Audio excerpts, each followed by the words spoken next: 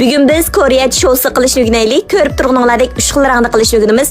Cho'ng kichik hammalar yoqtirib yeydi. Itli solimi intayin oddiy birlik ko'rsangiz o'rganib olasizsiz. Ta'mi kep ketmaydi. Buni qanday qatdimki, qanams birlik o'rganamdi.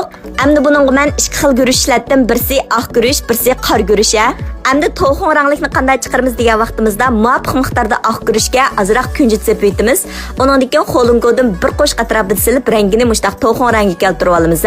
Undan keyin mushundaq shousi qilgani kompost bo'lmaydigan cho'ng stamning shousi zisaydan bir bo'loq tayyorlab olamiz. Ko'rib turganinglardek ichidan bambuk tayoqchisi va 5 tal yaproq chiqdi. Ko'rib turganinglardek bir yaproq olamiz. Diqqat qildigan ishlar paqiraydigan tarafı asti qildi, paqirmaydigan da qulanglarni silab baqsanglar bir qulanglarga urildigan tarafı usti qildi. Shu tarafiga mifan elib chaplashtiramiz. Endi buning orasiga ko'rib turganinglardek tuxum, qiyza, tarxamak, azroq sabzini qirib selavatdim.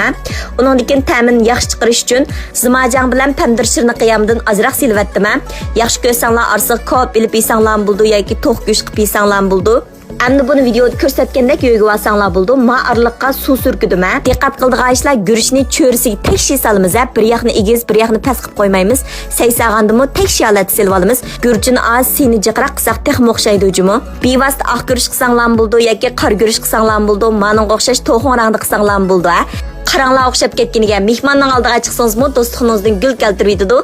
Oqshim qilib atigini safarlarga ep mangsanglarmi intayin qulayliq.